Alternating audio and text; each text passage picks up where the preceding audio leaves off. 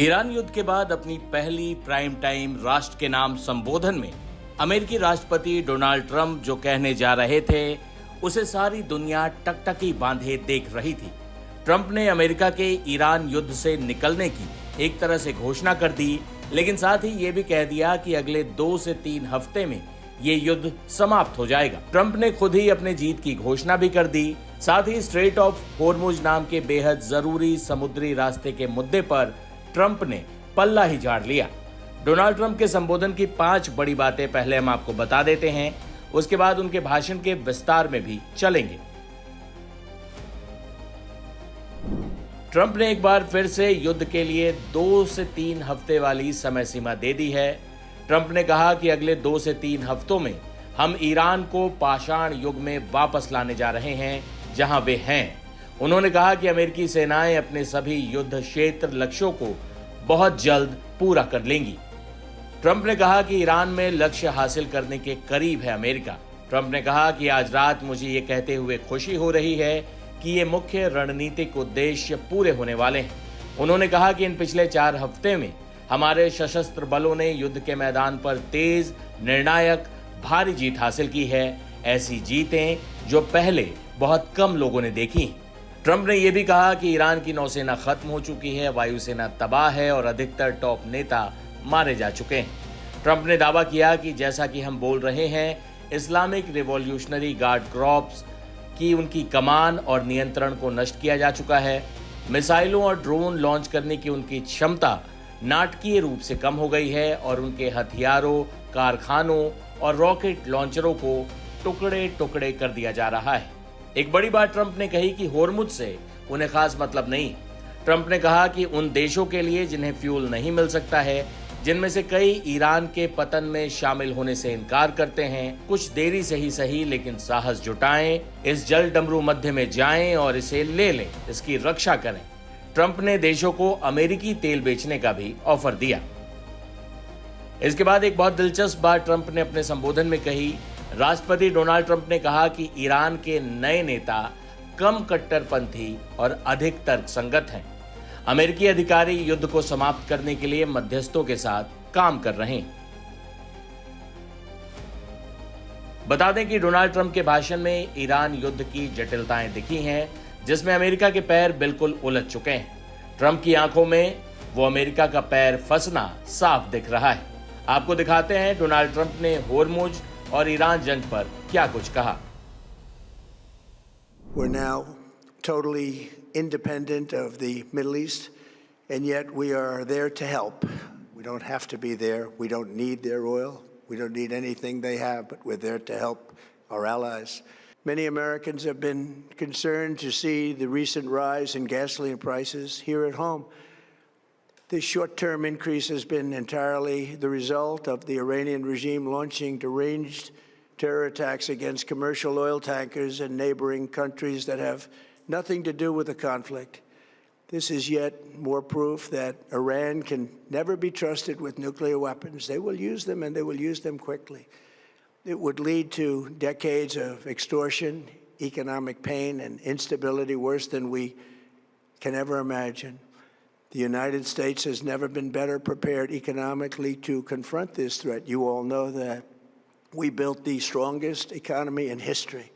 We're going through it right now, the strongest in history. In 1 year, we've taken a dead and crippled country. I hate to say that, but we were a dead and crippled country after the last administration and made it the hottest country anywhere in the world by far, with no inflation, record-setting investments coming into the United States, over $18 trillion, and the highest stock market ever, with 53 all-time record highs in just 1 year.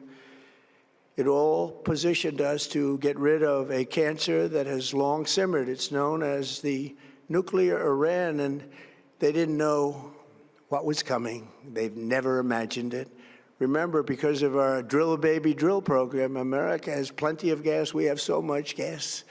Under my leadership, we are #1 producer of oil and gas on the planet, without even discussing the millions of barrels that we're getting from Venezuela. Because of the Trump administration's policies, we produce more oil and gas than Saudi Arabia and Russia combined. Think of that, Saudi Arabia and Russia combined. And that number will soon be substantially higher than that. There's no country like us anywhere in the world, and we're in great shape for the future. The United States imports almost no oil through the Hormuz Strait and won't be taking any in the future. We don't need it. We haven't needed it, and we don't need it. We've beaten and completely decimated Iran. They are decimated, both militarily and economically and in every other way. And the countries of the world that do receive oil through the Hormuz Strait must take care of that passage. They must cherish it. They must grab it and cherish it. They can do it easily.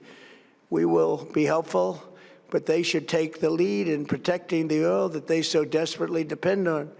So to those countries that can't get fuel, many of which refuse to get involved in the decapitation of Iran, we had to do it ourselves. I have a suggestion. Number one, buy oil from the United States of America. We have plenty. We have so much. And number two, build up some delayed courage. Should have done it before. Should have done it with us, as we asked. Go to the Strait and just take it, protect it, use it for yourselves. Iran has been essentially decimated.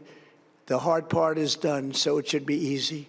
And in any event, when this conflict is over, the Strait will open up naturally. It'll just open up naturally. They're going to want to be able to sell oil because that's all they have to try and rebuild. It will resume the flowing, and the gas prices will rapidly come back down. Stock prices will rapidly go back up. They haven't come down very much, frankly. They came down a little bit, but they've had some very good days over the last couple of days. We've done actually much better than I thought, but we had to take that little journey. ऐसे में Donald Trump के भाषण ने Iran युद्ध की स्थिति को और उलझा दिया है। ट्रंप के भाषण के बाद कच्चे तेल की कीमत $105 बैरल से ऊपर चली गई। वहीं दुनिया के ऊर्जा संकट से पल्ला झाड़ते हुए डोनाल्ड ट्रंप किसी तरह ईरान युद्ध से बाहर निकलने को बेचैन दिखाई दे रहे हैं।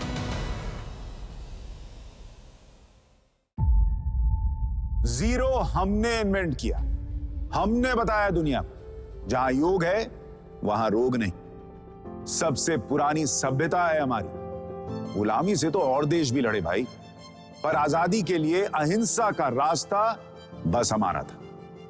अपने पसीने से जमीन सींचता किसान और घर में घुसकर मारने वाले जवान, बस इसी मिट्टी ने जने। इसके हाथ ने जब थामा जज्बा तो इतिहास रचे। कदम बढ़ाए तो चांद का वो हिस्सा चूमा भाई, जहां कोई कभी नहीं पहुंचा।